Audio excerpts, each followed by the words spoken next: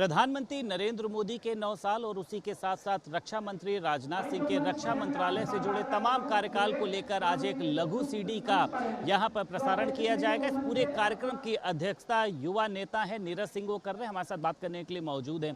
नीरज जी, किस तरीके से ये कार्यक्रम पूरा आपने जो है मैनेज किया है? माननीय नरेंद्र मोदी जी की 9 वर्ष की सेवा, सुशासन और गरीब कल्याण के लिए जो सरकार ने काम किया है वह जन जन तक जानी चाहिए, क्षेत्र के हर एक कोने में जानी चाहिए।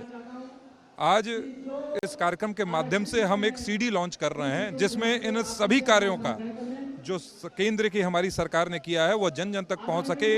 हम इस सीडी का फिल्मांकन क्षेत्र के कोने कोने तक करेंगे और बता सकेंगे जनता को किस प्रकार से हमारी सरकार ने गरीब कल्याण के लिए, राष्ट्रीय सुरक्षा के लिए, विकास के लिए और सांस्कृतिक गौरव के लिए किस प्रकार से हमारी सरकार ने काम किया है। हम सीडी लॉन्च करने जा रहे हैं। मुझे गौरव है इस बात का कि हमारे प्रदेश अध्यक्ष माननीय भूपेंद्र चौधरी जी, हमारे उप मुख्यमंत्री ब्रजेश पाठक जी और साथ ही हमारे केंद्रीय मंत्री कौशल किशोर जी आ रहे हैं यहाँ पर इस कार्यक्रम में और इस सीडी का लॉन्च करेंगे।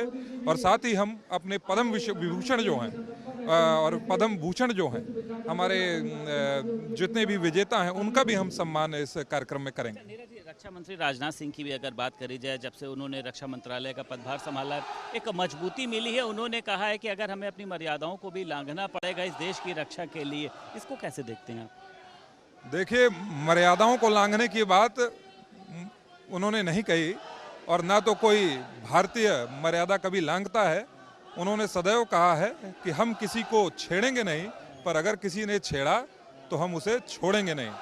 हम उसी भाव के साथ कि हम वसुधैव कुटुंबकम की अवधारणा देने वाले विश्व को हैं, पर निश्चित रूप से कुछ ऐसे पड़ोसी हैं जो बराबर भारत को छेड़ने का काम करते हैं। अब एक सशक्त सरकार है, एक डिसाइसिव लीडरशिप है।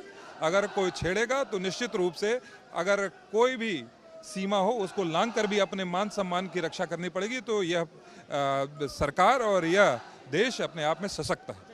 विपक्ष जिस तरीके से लगातार मणिपुर की घटनाओं को लेकर सवाल उठाता है, मणिपुर गया भी है वो डेलीगेशन एक वहाँ पर, आपको लगता है कि वो कहीं ना कहीं से इस घटना का राजनीतिकरण करना चाहता है? निश्चित रूप से महिला सुरक्षा को लेकर जिस प्रकार से कांग्रेस का रवैया रहा है वह शुरू से राजनीति करने वाला रहा है। आज कहीं पर भी ऐसी घटनाएं होती हैं तो उसका पुरजोर तरीके से विरोध करने की आवश्यकता है। सभी लोगों को ऐसे संवेदनशील मुद्दे पर एक मंच पर खड़े होकर अपनी बात कहनी चाहिए। यह राजनीति का मुद्दा तो कतई नहीं हो सकता। आज हमारी सरकार मणिपुर के अंदर जिस प्रकार से घटनाएं हुई हैं उसको लेकर पूरी संवेदना दिखाने का काम किया। हमारे प्रधानमंत्री ने उस पर बयान भी दिया है और उनके बयान के पहले ही वहाँ की सरकार ने भी अपना कर्तव्य निभाने का काम किया और कई लोग इसमें गिरफ्तारी भी हुई है। पर मैं साथ ही साथ उन कांग्रेस के नेताओं से पूछता हूँ, क्या जो बहनें हमारी राजस्थान की सीमा में हैं, जो छत्तीसगढ़ की सीमा में हैं, क्या उनके लिए भी कभी उनके लिए मन में संवेदना उठेगी, उनके लिए भी आवाज़ उठेगी? निश्चित रूप से देश के किसी कोने में भी ऐसी घटना होती है तो सबको एक स्वर में साथ होकर एक मंच पर बोलना चाहिए।